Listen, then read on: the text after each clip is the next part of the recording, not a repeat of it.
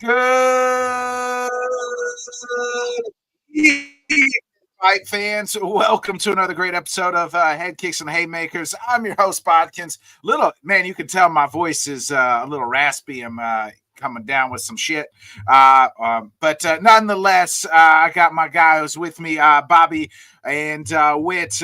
Boys, welcome. What a before we get into UFC Saudi Arabia, headlined by Israel Adesanya versus Nasruddin Imavov.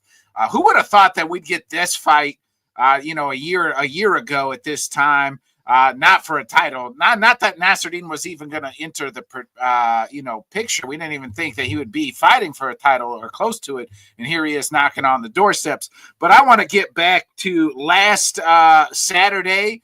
Again, I had it right. I was the only one that had it right, and that was the main event and maybe possibly the best PFL fight of all time in Paul Hughes versus Nurmagomedov. Nurmagomedov wins a very close fight in 5 rounds. I think it was a split decision or a majority decision. What a fight. Bobby, I'll start with you. I thought it was the greatest PFL fight ever. I mean, I agree, like, hands down. I can't really think of any, like, even if you bring up previous things in the tournament and stuff, it really had that success. It felt big. They actually sold out an arena, which they have never done over there. This is definitely just a product of what happens when you actually match make and you don't mess around with, the tournament. I mean, granted, the tournament has a prize, but, the tournaments are normally more stateside, to where this definitely did feel like, a pay-per-view that was overseas there. But at the same time, it kind of still had that energy. Both crowds kind of showed up for their guy. And the crowds were fighting before, I think, in the weigh-in, right? There was Ireland and Dagestanians duking it out in the streets. Yeah, there was a little scuffle back and forth, but even the events that they showed, just having people physically there, it was just a lot different to see and stuff. And they really did a good job at doing what they normally don't do.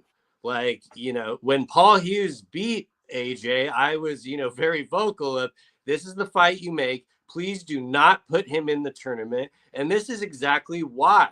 You get a matchup like this and you act like, I can't remember the last time where people were actually talking about something that happened in the PFL the following Monday.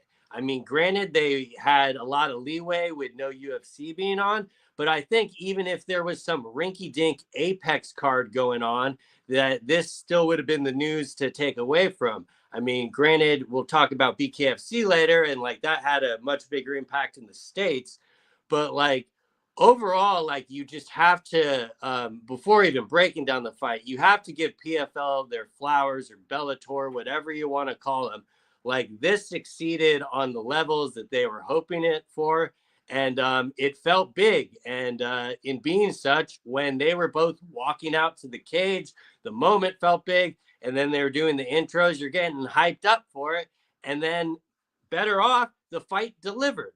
I mean, I thought Hughes went very slow in the first round.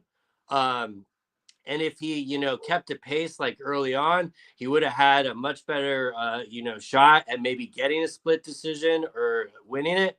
But it was very, very close. His takedown defense was just amazing. And he even showed that he seemed to have the better gas tank at both times. So, but, Umar was able to dig down, and he did momentarily win certain positions, which is what I think nudged him out the fight. But overall, I think it was a great fight. And I don't understand how, after selling out a crowd, you can't do anything else but run it back. What is the point of doing anything else when you can see the success when they actually match make? But tremendous fight. It was a huge success. I thought Paul Hughes came across like a huge star. There's the photo, just the blood dripping down, and he's just kind of standing there, stone faced, cold killer. Nurmagomedov kind of said like, Hughes has got work to do to rematch, but I'm on the notion of with Bobby. You run that shit right back. What work is there to do in the PFL? Like Paul Hughes is number 2 in that lightweight division. What was your thoughts on what I'm anointing the best PFL fight ever? You're muted. You're muted. Oh yeah. First of all, kudos to the PFL for putting this together. The road to Dubai. We is doing this every week or so. Somehow, some way, we get to talk about stuff in Dubai at least once every 2 months. And this is going to be up there on the list of things that we got to represent for the United Arab Emirates, putting together something really dope for them to use as they begin to spread their wealth around the fight game. Hey, look, the PFL came, and nobody likes the PFL. It wasn't even the USC. And wow, look what happened. Bring your whatever, bring your promotion here. You know what I'm saying? So big shouts out to them. But then when it comes to the fight, I gotta agree with Bobby. It was one of those where the rubber got to meet the road somewhere. I think the Usman Nurmagomedov lore, the Dagestani lore, loomed really heavy when you looked in that corner and you saw Islam. You see Khabib. The names, the coaching staff, and they're with him in the PFL. That type of, notoriety in your corner. You know what I'm saying? Those are some big, heavy hitters to have behind you when you look at, the camera angles and who was going where and when they were getting them in the ring. But then shout out to Paul Hughes, because you know what I'm saying? No matter what, he went in there knowingly being the underdog, knowingly put on the best fight that he could have. I think Bobby's exactly right. There was some times when I was like, oh, because I watched it afterwards, like post it being on, because I was busy that night. But I watched it afterwards, and I caught myself going, oh, snap. Wait, he got out of it. You know what I mean? A couple of the takedowns, I want to say the second and third round, and Usman was pressing him up against the cage. Paul Hughes flipped over one time, flipped over a second time. Now we got to get on the feet. Now Paul Hughes is, trying to take a couple body shots. And that's around the same time they clashed heads, which gave Paul Hughes the gash, which was bleeding on his forehead or whatever.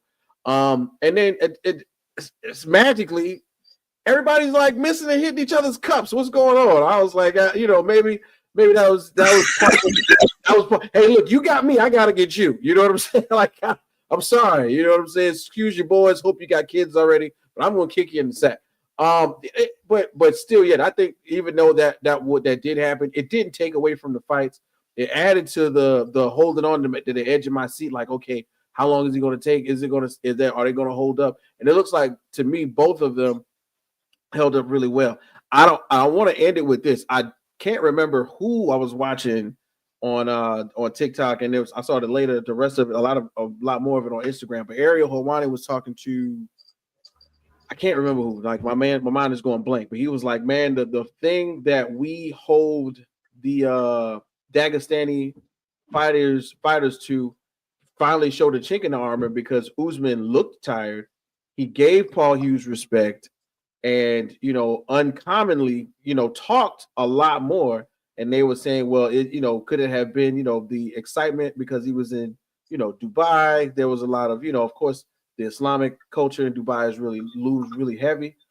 Is that why he wanted to talk? And somewhere on the other end was like, all he had to do was say, I'll smash anybody. But he talked and he gave Paul Hughes a lot of credit, which in essence makes it seem like, he can be beat. If y'all seen Predator movies, right? Predator 2, Predator 1. Yeah. If he can bleed, we can kill it. So it's a similar thought process of, if we can have him be this tired, if we can have him be disrespectful, then he can lose. And I'm gonna close it with this. I know I rambled a little bit. I thought it was extra cool that Khabib got in there, got on the microphone, did the really cool political thing. He was like, hey, I know y'all are thinking about me and that other guy. This is not that. Ireland is one of the biggest supporters for Palestine. Keep that in mind. I know some stuff went on, blah, blah, blah. And he kind of like closed the show by bringing the people together, because there was a lot of Irish people there. A lot of Irish people there, apparently. I saw a lot of pictures. So big shouts out to Khabib for being like the big figurehead that he is in another promotion still. You know what I'm saying? And represent. How about 2 weeks in a row, though, we saw Nurmagomedov get tired? You know what I mean? In the championship rounds, like, we saw Umar and then his brother get tired, last Saturday. And how about this? I mean, 2025 is kicking off with some bangers. I mean, we just got 2 potential fight of the year candidates back-to-back weekends in the, one in the co-main and one in the main event. So how about that? I want to stick real quick with in Ireland. It was, reported, it's kind of, we see this video clippage of Hughes kind of saying, hey, I'm not the other guy, talking to Khabib. I have respect for you. That kind of flashed out today. And Bobby, we get to none other than Cocaine Connor sending out some tweets about bootlicker Hughes and talking a lot of shit. And this was, Paul Hughes kind of just was like, I used to love you.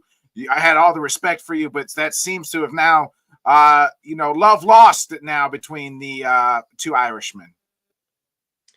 Yeah, I mean, I know there's a lot more to it, but from my side of the fence, I think Connor is jealous of Hughes's success versus someone in that family. I mean, I agree. When it comes to like the wrestling and stuff, Paul Hughes is the far better wrestler, and he showed that, being able to stuff those takedowns. I mean, keep in mind that was not Khabib; he was doing that too. But it's pretty much his pupils, and I think Paul answered it pretty well with class, saying that it's just another day. He's tweeting. It's like saying that they're clouds in the sky or something. It's like a pretty random occurrence. So I did think what Khabib did was like a good way to close out the fight. And going back to that clip, the clip, in my opinion, got a little taken out of context, because they kind of clipped a clip, and the whole thing was like spliced in to a 40-minute video that was showing the lead up to the fight, and then it shows like during the fight, and then the first thing that comes up on the microphone when he talks about, I'm not this guy. That was the first time that Paul Hughes walked over to Khabib after the fight. So, I mean, for anyone to like try to say that like they clipped it to take it out of context, that was the first thing that he said. So like it's, you know how Twitter is, like people are going to like take a clip and just like work with it. But I'm glad it didn't really seem to upset Paul like I thought it would have. I didn't know what kind of interview we were going to be getting today, because it pretty much happened right before he got interviewed. But, I think they should absolutely make that second fight. I think the whole Usman saying the whole 3-fight thing is more him alluding to him wanting Paul Hughes to do the tournament, because that would be 3 fights. And I just simply do not want that. And I'm pretty sure that if it's all about making money, like, both Usman and Hughes would prefer the rematch as well. And I doubt Ireland's on the table for going there, but they can at least rebook this fight. Definitely. Yeah, and so some of the tweets, Connor, this was one of the tweets earlier. It was like, get that flag off, you little known what you are, cunt, from up there. So he's talking about Northern Ireland.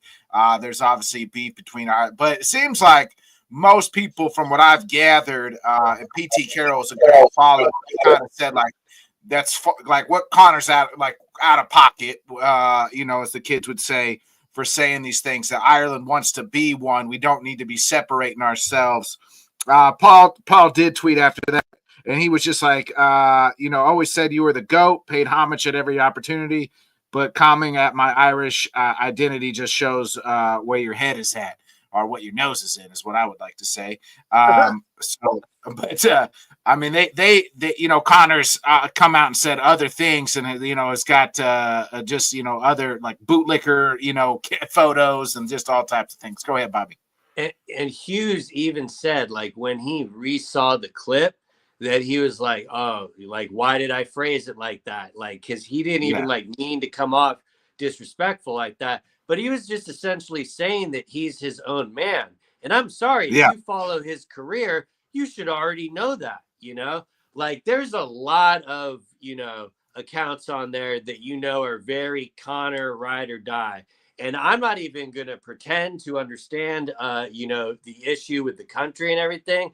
I was more just coming at it through the fighting perspective because, look at what Paul Hughes just did, the success he had. Granted, he did not win, but he held his own. And look what Connor's doing.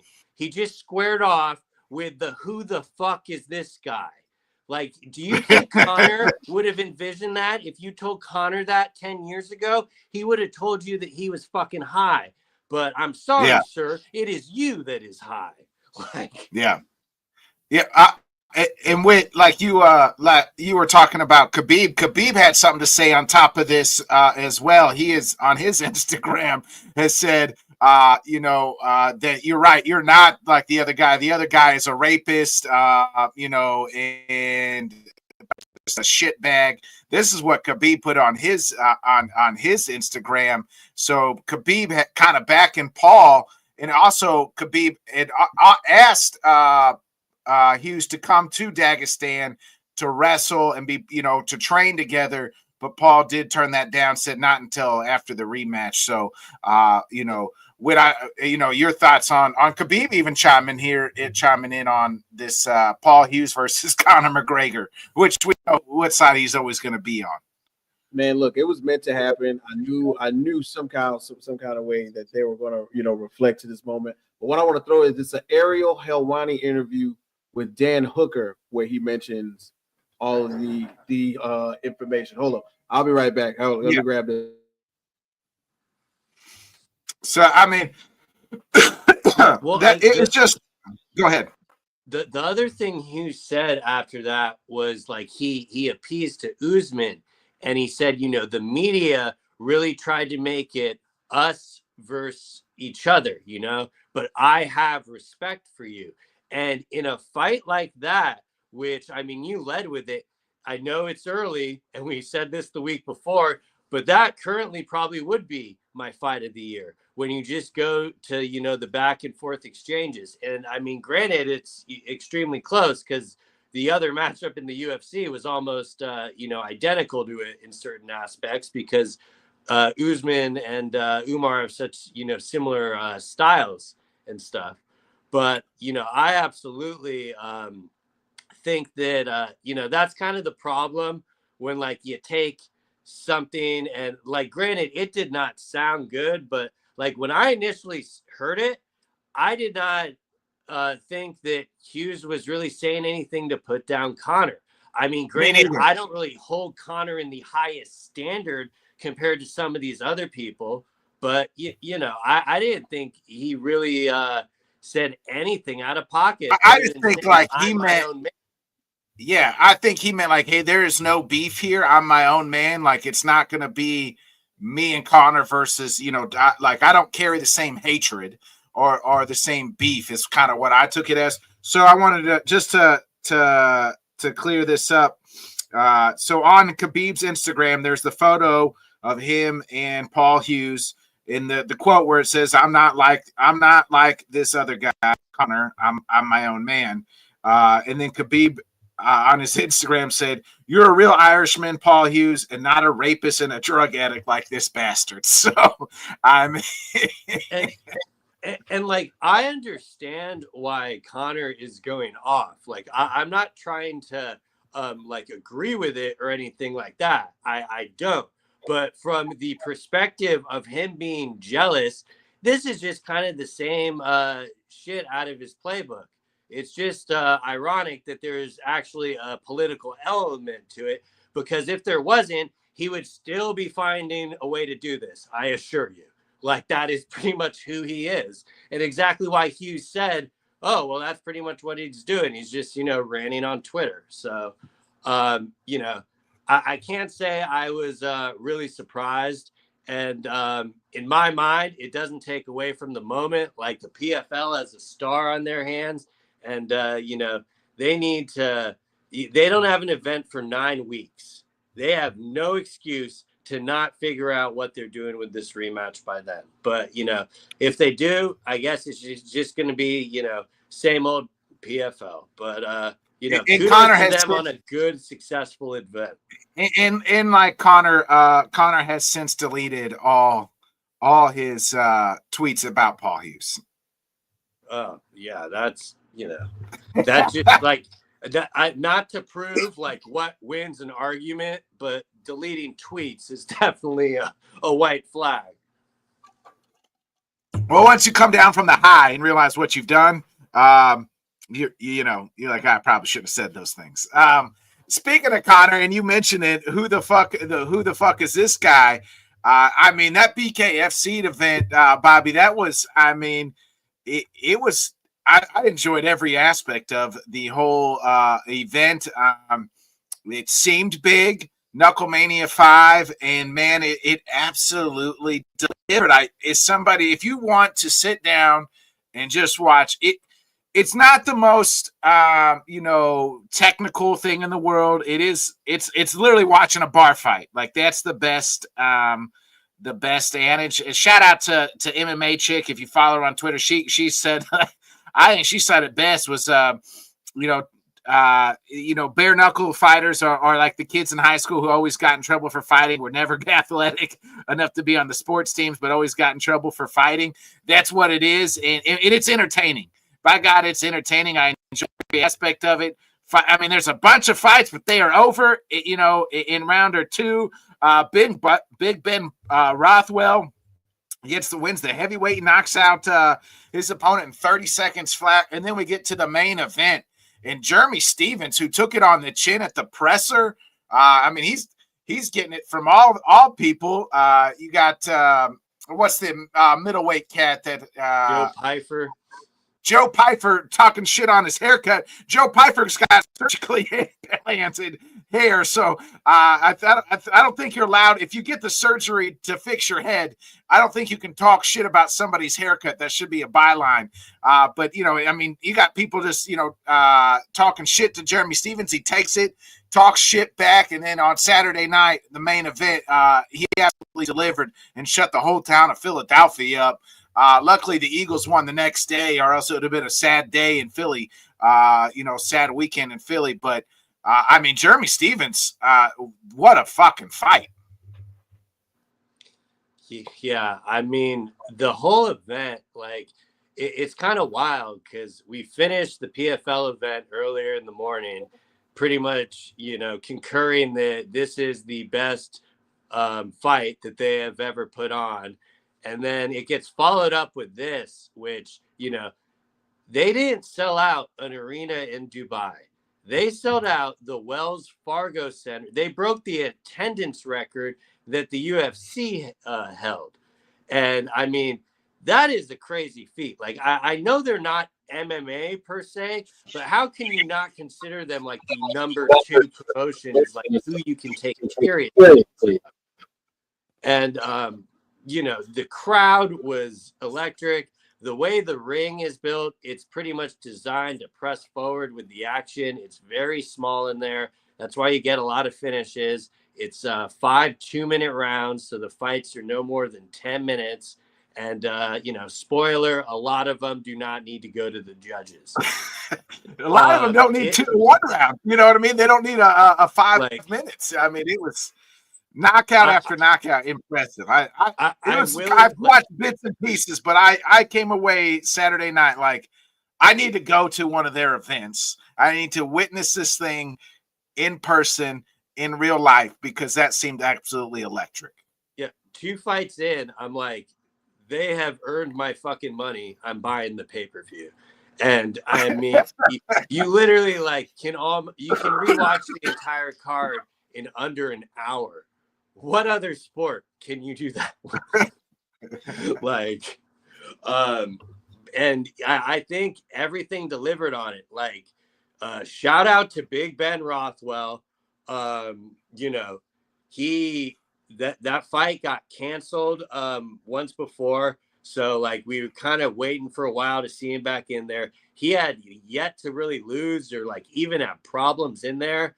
So you know, there was the small eye poke in the like kind of beginning of the fight, and then from there, you know, he laid him out. And you know, obviously, people might say stuff about the eye poke. I think that would have happened either way. I really liked Rothwell in that fight, and he's like both him and Jeremy Stevens, similar to Mike Perry, they're built for this shit, you know, like personality, their fighting style, you know, they're just made for it. So it's good to see him like win an actual title. His post-fight speech was electric. And yeah, then we got into the main event, and that was the whole press conference was so Philly, just with the constant haggling. Jeremy Stevens took it on the chin, never lost focus, and literally used that in the ring to get it down. And unfortunately, broke Eddie's jaw. I mean, broke yeah.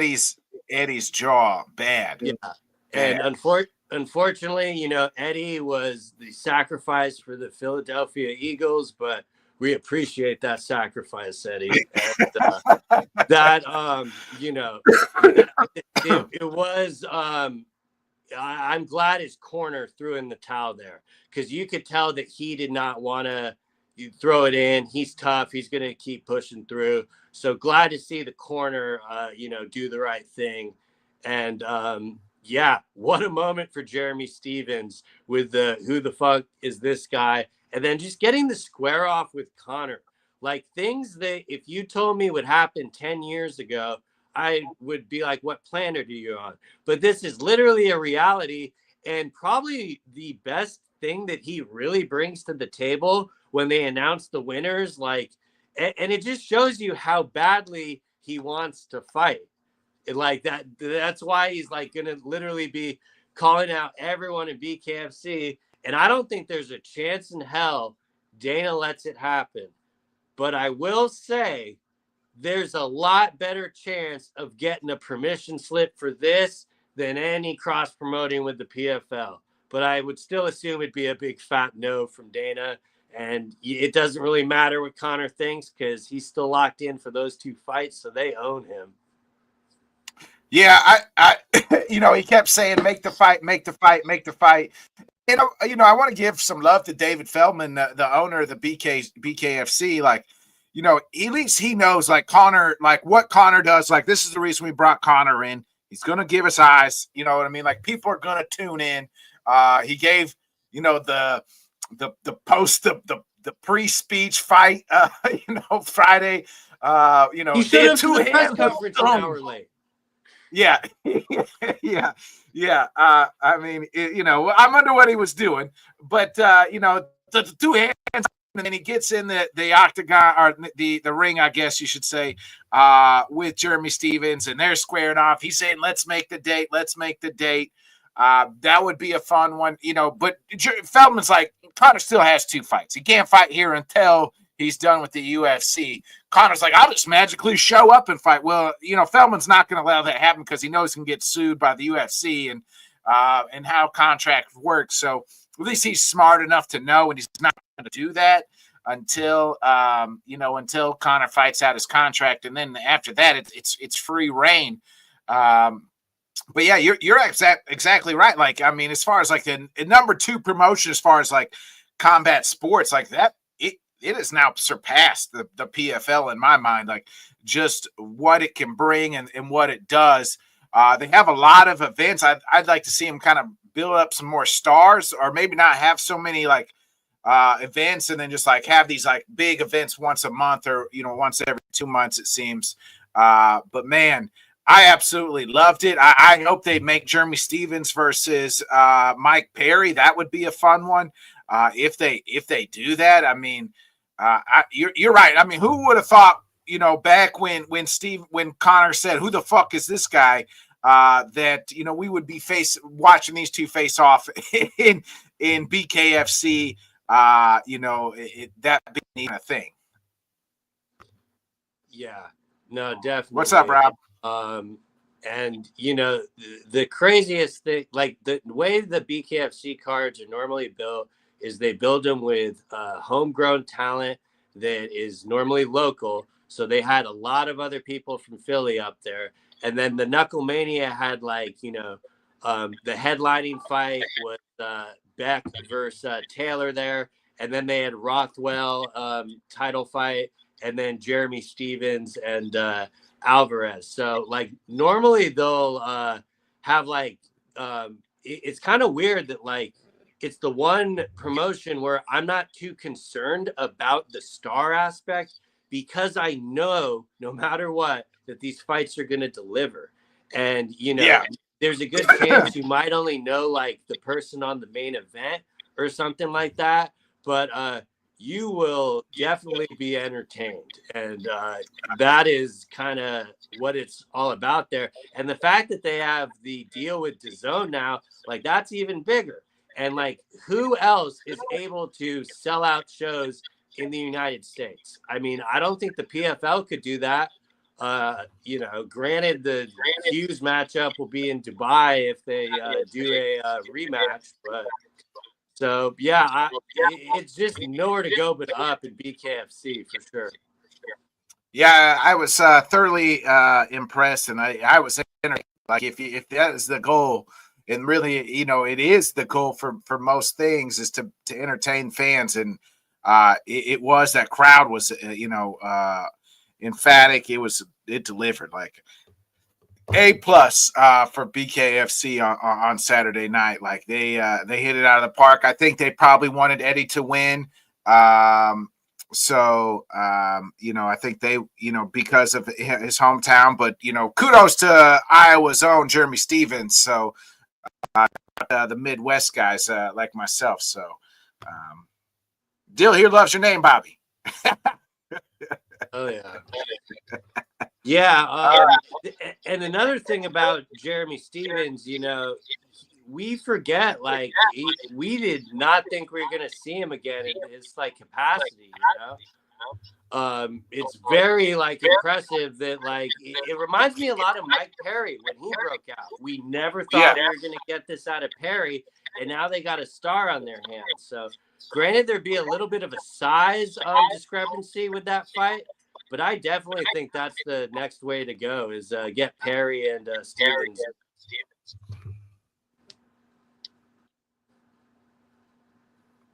All right. We had to bounce out. So it's just me and you the rest of the way, Bobby. That was last weekend. We got to get into this weekend. And let me tell you, this UFC Saudi Arabia card, Bobby, I mean, it is absolutely stacked. I would tell you that, and I think you probably subscribe to the notion, it is better than UFC 312. The Saudis getting a better fight night than the Australians are a pay-per-view. Yeah, no, I'd say another very good event. You feel the Saudi Arabia aspect to it, because it definitely feels like it's kind of built like a pay-per-view. And it lost a few fights, but it's still really, really stacked. And it's an early one for me, so I'm excited about it. Yeah, I think it starts at 6 a.m. your time, prelims. Yeah. Right? Yeah. On the West Coast. So fights and coffee.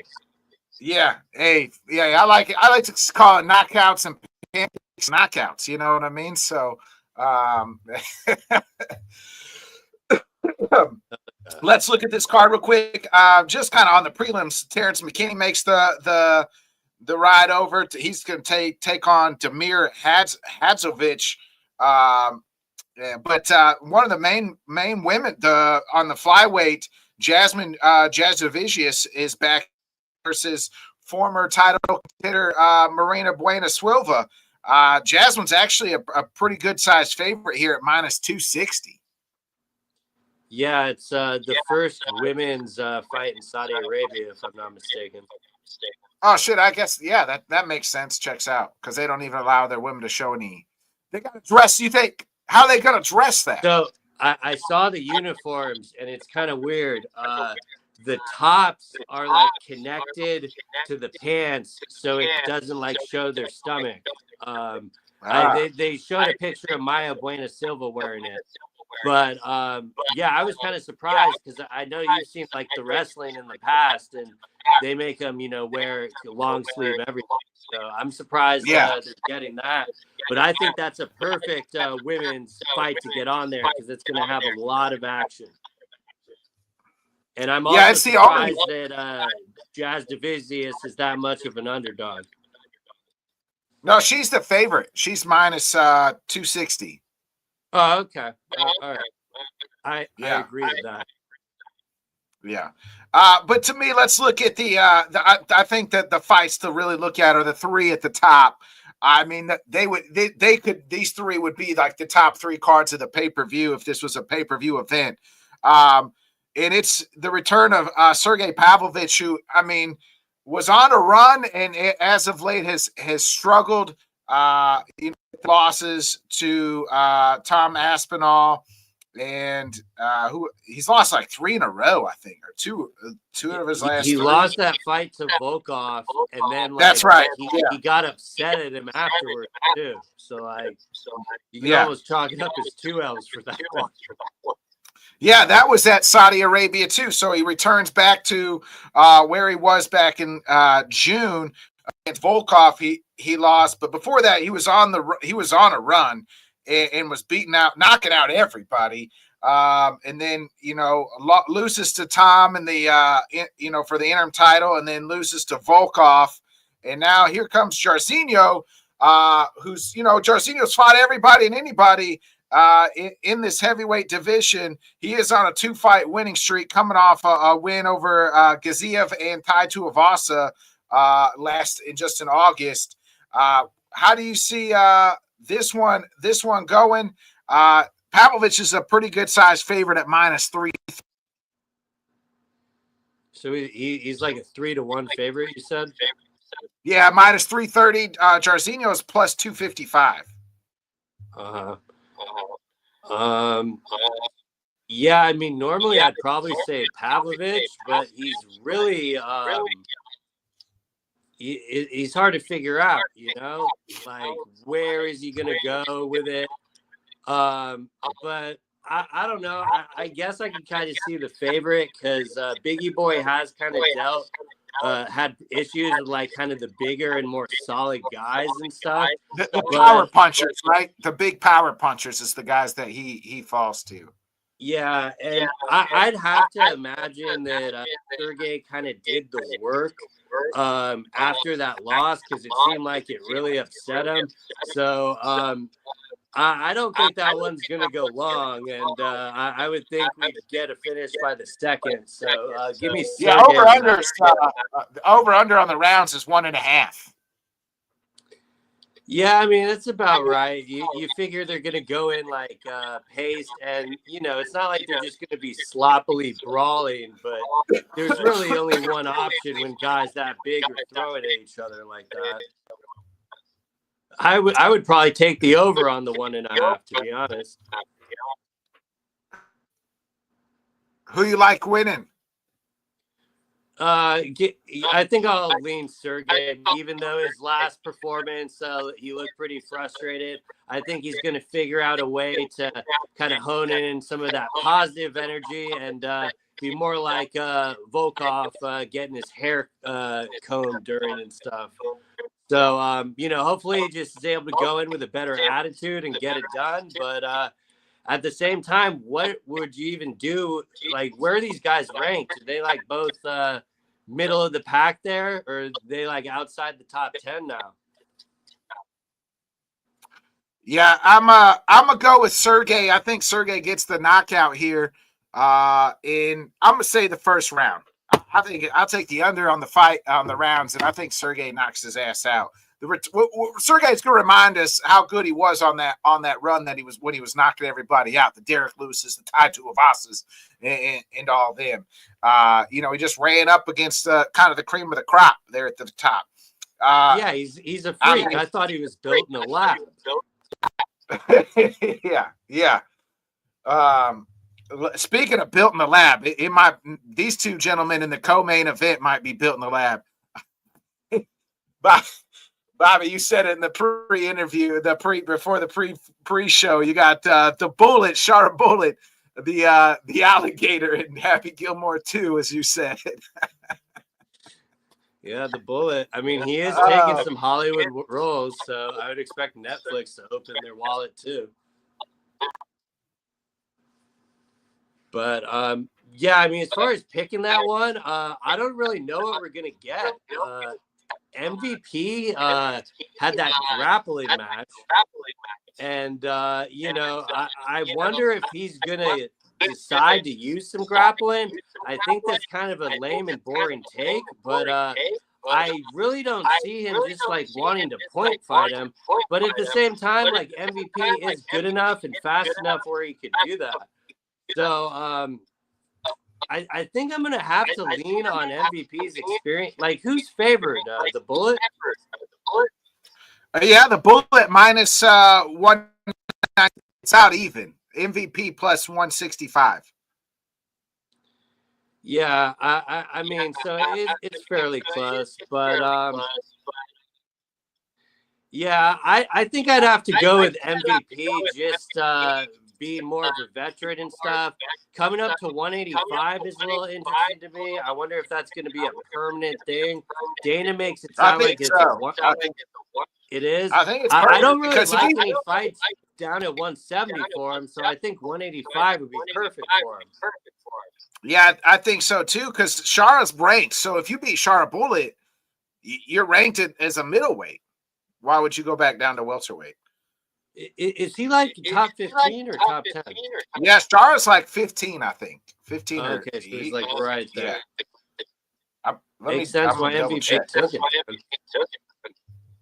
I mean, I really applaud the matchmaking for that, for the co-main and the main. I think both the styles like really meshed well. And, you know, Stouty is getting its money worth on these fight nights. I can't even imagine what their pay-per-views would look like. Yeah, Shara's 14. So MVP wins. He would be ranked now. I believe he's actually ranked. I think MVP is ranked as a welterweight, or he was. Yeah, so MVP is actually ranked 15 as a welterweight, but so you'd be 15 and 15 at the middleweight and welterweight. But I think he would stay at middleweight. It seems like that's the move to make, to stay there. This is going to be a striker's delight, and I think that's, you know, and kudos to the matchmakers for both of them, kind of saying, hey, we got two elite level strikers here in this striker's delight, and I'm with you. I think MVP just has a little bit more experience and two eyes to win this fight. This is a big step up for Sharp Bullet. Like, he has not fought anybody that we have seen on the level of MVP. Like, MVP is beaten broken dudes. You know, I mean, he's only had, I think, 2 fights here in the UFC, but obviously in Bellator, you know, is literally broken dudes' face and knees and things like that. And I'm with you. MVP into the deep end, whereas Sharp Bullet, you could argue they've done the exact opposite. Yeah. I'm with you. I'm going with MVP here in the upset. I like it. Yeah. So let's get into the return of none other than the last style bender. Israel Adesanya returns. This is his first non-title fight, Bobby, since 2019 when he fought Anderson Silva. So, wow.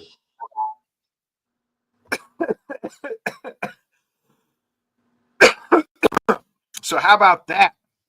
Yeah, 2019, that's insane. So wild. What a feat. Yeah. And obviously he was on a run, you know, and he has dropped 3 of his last 4, and he's on a 2-fight losing streak. But nonetheless, he returns back I mean, it'd even be more crazier. I couldn't tell you when his last. Oh, I guess that. So that was also his last 3-round fight. Was against Anderson Silva. He may never see a 3-round fight ever again. But that he wasn't is a 5 fight in a rounds fight. Silva. I thought that was the main event. It was a co-main. Right. I just looked it up against Anderson Silva.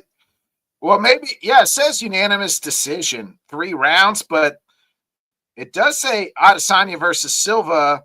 So I wonder, I don't know what happened there. Yeah, maybe it was. I mean, so many fights ago, for some reason I thought it would have just been a main event, but yeah, I think know it was the a main UFC. event. It says UFC 230. This says UFC 234. But so that's when it was. I don't know who. I don't think they headlined. Okay, they wouldn't have headlined. Yeah, if it was on a number card, it was 3 rounds then. But yeah, I'm just thinking like they should have given it the respect it deserved. I mean, granted, it was still on pay-per-view, so yeah. Yeah, no, that's pretty wild for Izzy, and like especially like with his coach, pretty much like kind of telling him, if you want me to coach you, I need you to kind of want this. And I'm paraphrasing because that's not exactly what he said, but he more talked about Izzy starting over and stuff, and like kind of going from a blank canvas. And to me, I find that very interesting because, it's not like he's necessarily starting over at the rankings. He's still fighting like the top guys. Like he lost to Strickland, and then he fought for the title after that. So he's had 2 title fights, and now he's facing a contender, and it's 5 rounds. It's very interesting. Like, what Izzy are we going to get, I think like the Drekus fight, what Drekus seemed to do well is kind of use the grappling to slowly tire Izzy out. He wasn't necessarily like trying to hold him down and stuff. And Izzy did a good job, like, being able to keep the distance more or less. But, I'm really just kind of interested to see, like, are we getting that true contender Izzy? Or is it, going to feel like Adesanya that we've seen before that I don't want to say looks a little bit slower, but I mean, granted, he is getting a little bit up there in age. And the guy he's fighting is like kind of just entering his prime.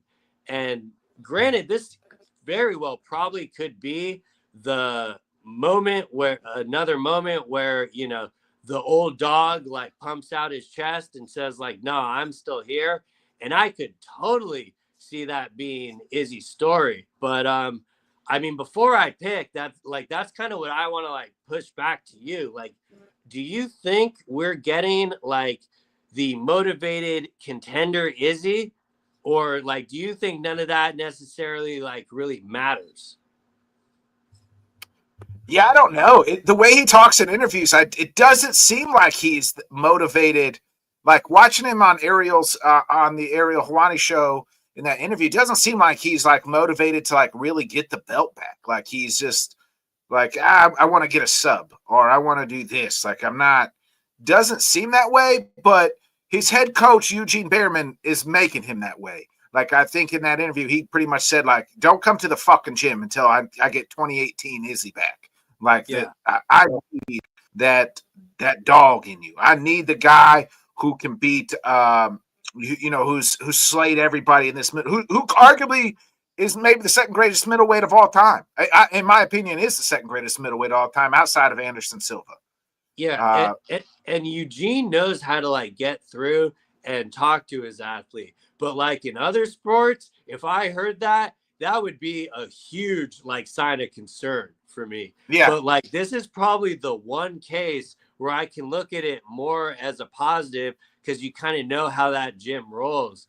And that's what has me like very kind of undecided as far as like what fight we're going to be getting. I think Imamov's best bet is to kind of make the fight go longer in the tooth and implore a little bit of grappling to tire down Izzy. And I know that sounds crazy to have the strategy be try to tire down Izzy when he's been in multiple 5-round fight title defenses and stuff. But that's just kind of where I'm at with it. Like, is that going to be kind of the difference of Imavov being able to take advantage of maybe being able to get a submission in or something like that? Because like when Dreckus submitted Izzy, it was simply because he made a mistake, and that's why the choke was in quickly. So like, can Imavov implement that same strategy? And the more and more I keep going back and forth with it, I do kind of like his chances for it. But, you know, I know there's a big difference in the striking and stuff like that. So that's why it has me so, like, caught up. Like, is Imavov going to be able to keep it out of kicking range and more in boxing range and hold him up against the fence? Because, I mean, you know, Izzy's got to be expecting that. So, yeah, I'm just really excited to see it.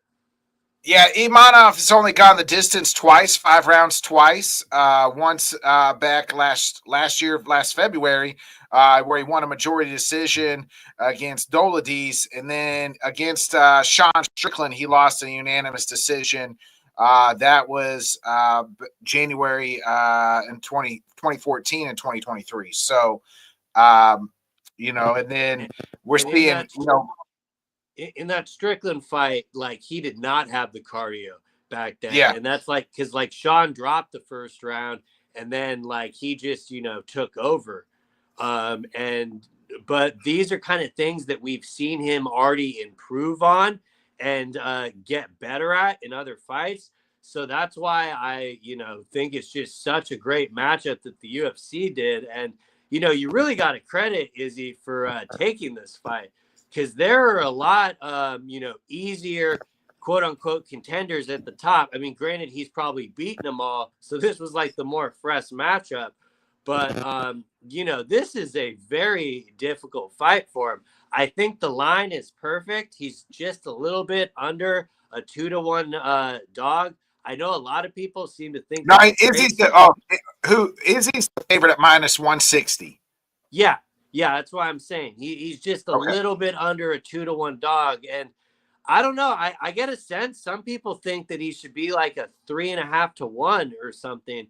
And granted, it's very hard to get some of those performances out of your head when he's like done so well and been able to shut it down. And I mean, he was even winning the fight with Dreckus. But, you know, he looks just as big as the last fight with Dreckus. So I'm just like really curious how he's you know, going to be moving in that 4th and 5th round. So it's probably the biggest question I have in the fight. Yeah, and you were talking about the age. They're 6 years. Izzy's 6 years older. So there's, I mean, it's quite a bit of age gap. Imanov's not. It seems like, you know, Izzy's coming at the end of his prime. He's 35 years old, and that's usually you're into your peak, right? 36 years old. If you know, and Imanov is now about to enter his prime. He's 29 or in the beginning of his prime. What, you know, as far as like athletes are concerned, as far as age wise, I think you're right. Izzy did look a little slower, but I mean, I think he just made, to me, was like that small mistake, right, against DDP and. Before took him down and choked him out. But man, you know, Imanov doesn't have, like, to me, the hype like a lot of, like, Caio Bajardo does. It seems like these other guys, these young and up and comers, have the hype, and I don't really know if he does have that yet. But man, if he wins on Saturday night or Saturday afternoon, I guess you should say, he will have the hype because he would be the first non-champion to beat Izzy. You know, really ever. I mean, like, you know, I mean, Izzy was undefeated and only lost title fights to champ, you know what I mean, to Sean Strickland, and to, you know, DDP and really Alex, but did get the get back for Alex. So he's never lost a guy who hasn't, you know, won the title. But Bobby, go ahead and make your pick here. You know, it's going to come back down to like what Izzy we're getting or what Imavov we're getting. And I think I'm just more inclined, even though I think it is not going to be the correct pick.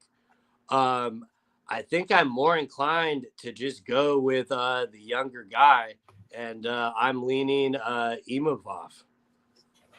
Okay, you, man. And I don't feel good about it, for the record. Like I think it like this seems to be that classic kind of style bender moment, that like we'll get back, like his y'all must have forgot moment, and then there'll be egg on my face, which I don't even doubt at all. But Yeah. I don't know. It's just so close. It's really hard for me to definitively say, because I do think, competitive wise, I don't think either one of these guys walks through one another. Let me just say that. Yeah, I don't think either. I think it's going to be a good fight. I think it's going to be a competitive fight. Um, I'm with you. I think this could be the y'all must have forgot moment. This is, we saw this almost a year ago around the same exact time. Dustin Poirier versus Benoit Saint Denis, where it's like we're gonna feed this old cat, to the young guy that we want to build the star off of. Yeah, I'm going.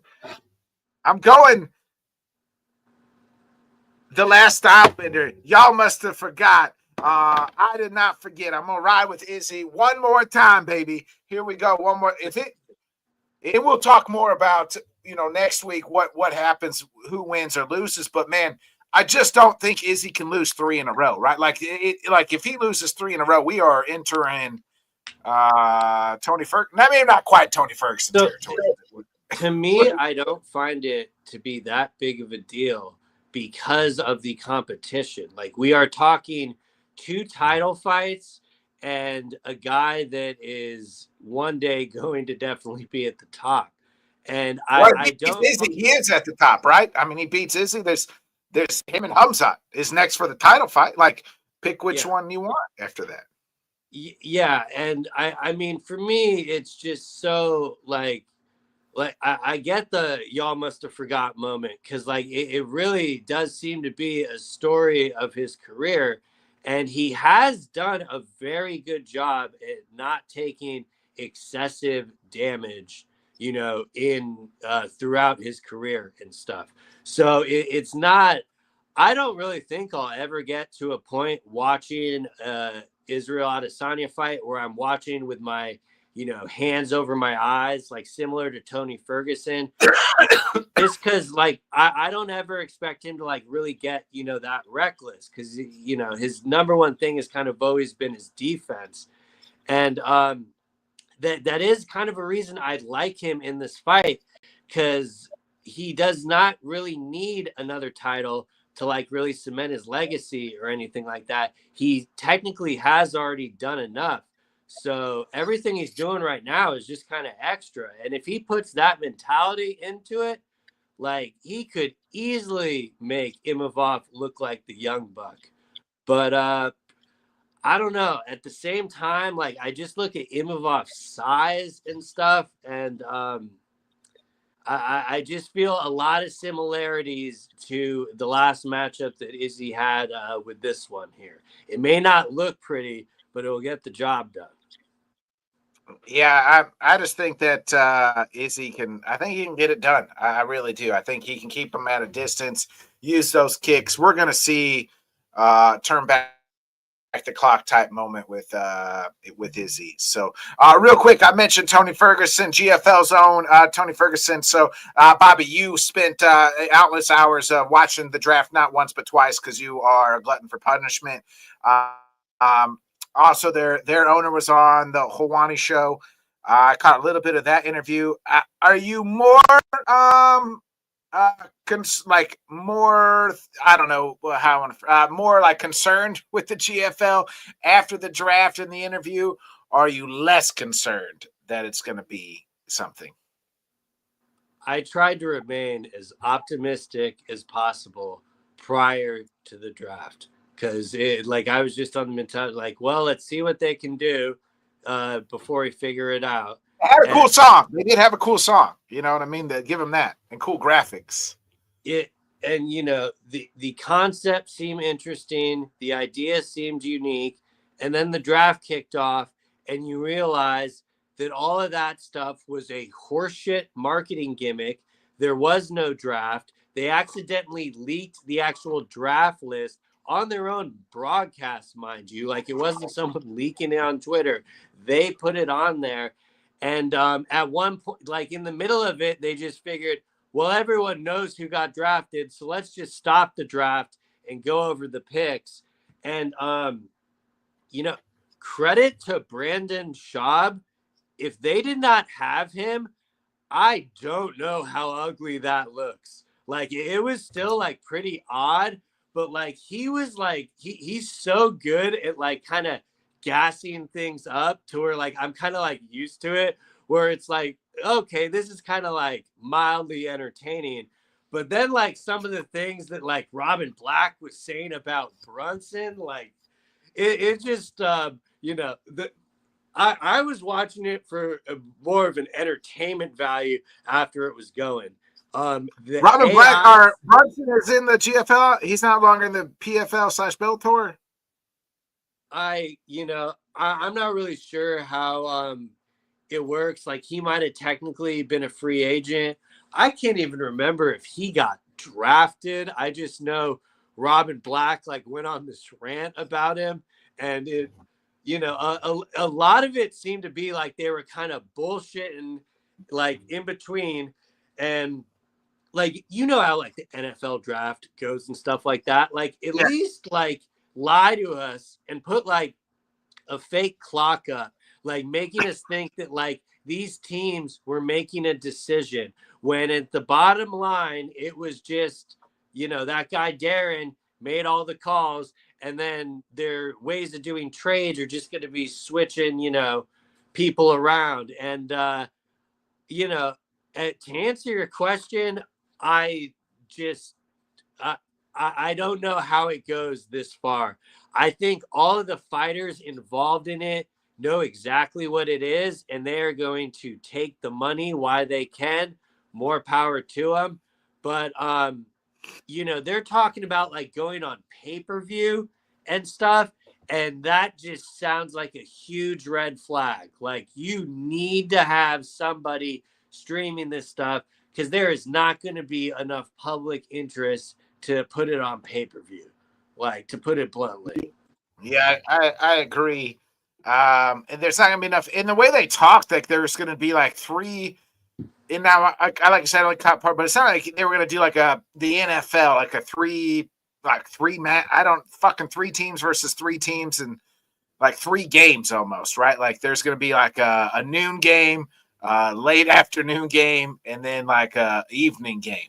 But like they're gonna be cards, like the 2 teams battling it out.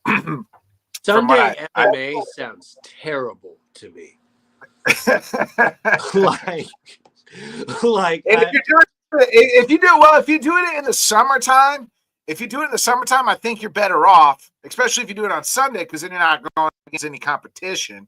But if you're doing it in the fall, you're fucked, because nobody's tuning into the GFL when they're going to watch the NFL. Yeah, the other frustrating thing to me is like the PFL literally just learned their lesson about how stupid their point system was. And unfortunately, they couldn't go full kamikaze on the tournament. We almost got there. Who knows? Maybe with the Hughes success, we might again. But I'd be a lot more, and I know I'm in the minority on this, because a lot of people that I hear from are excited about the team element, even after the draft. Don't ask me why. I'm really trying to figure it out myself. But that is like interesting to them. And to me, if you had all these fighters and just made the fights, that would be more interesting than like putting them on like Team LA and Team Miami. And it just seems like way too messy for something that is simple. And I don't think they're going to be selling any, like, people are saying, oh, I need to see the Team LA logo. I mean, did you hear the theme song? I'm pretty sure all the logos will be generated by AI. Like there's gonna be no originality in this, and that was kind of my biggest. I don't like to protect your neck unless it's Wu-Tang. You know what I mean? Like that's what I was upset about. I was like, how they gonna call this protect your neck and it ain't Wu-Tang? Well, they're too fucking cheap to pay for the rights for that song, so they came up with that bullshit.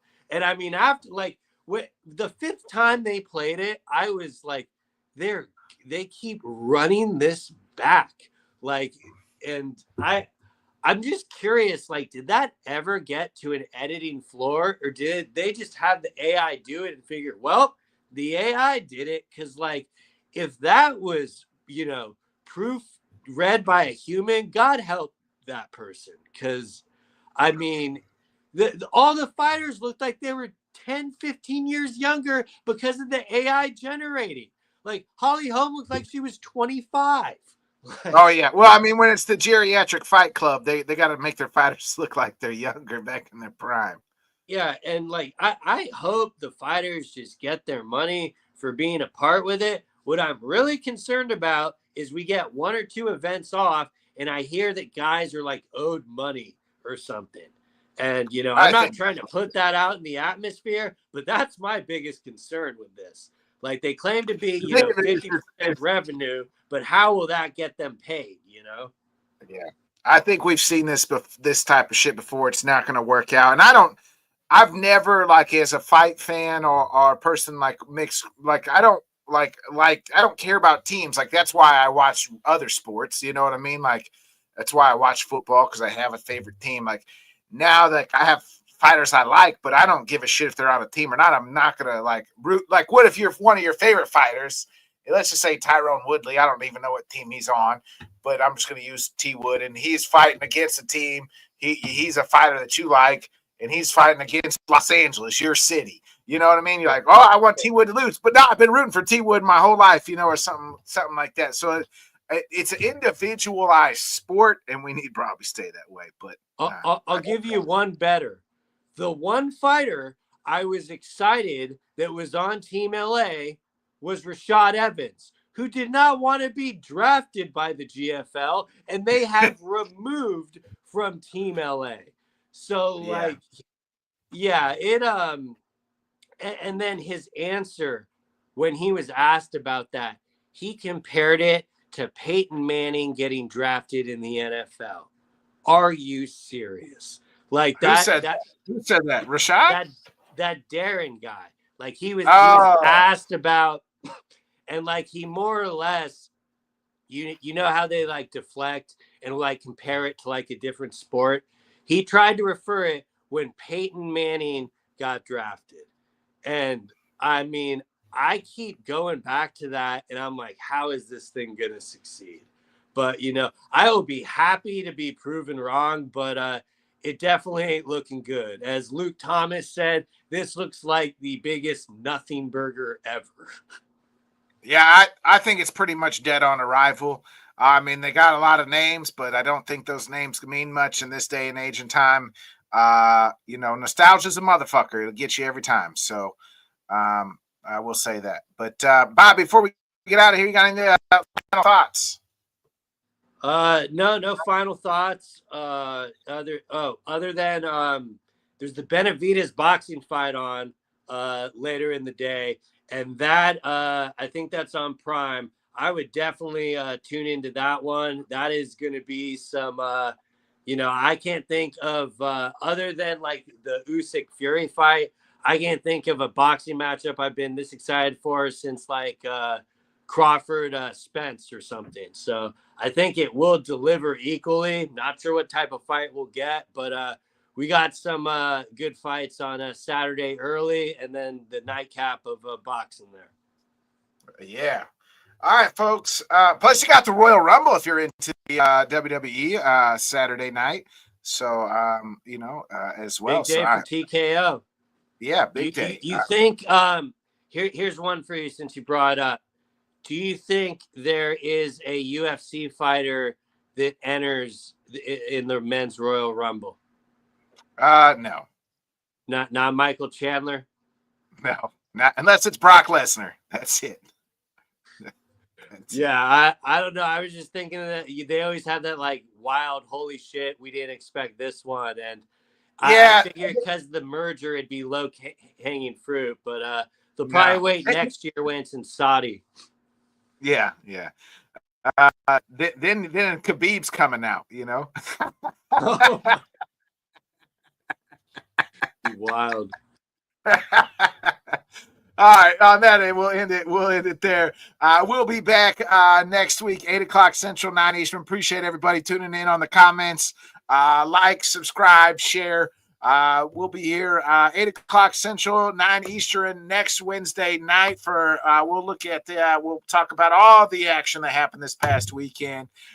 Be a friend, tell a friend, folks. Like, subscribe, share. We'll see you then. This has been another great episode of Head Kicks and Haymakers. My guy Bobby, I'm Bodkins. Catch you next week. Peace.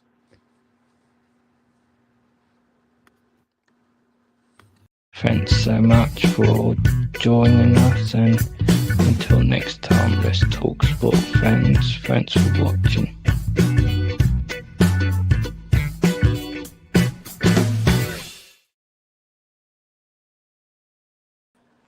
Oh. Yeah, my mic kept cutting in and out in the middle because of the lag, I think. Yeah, probably. My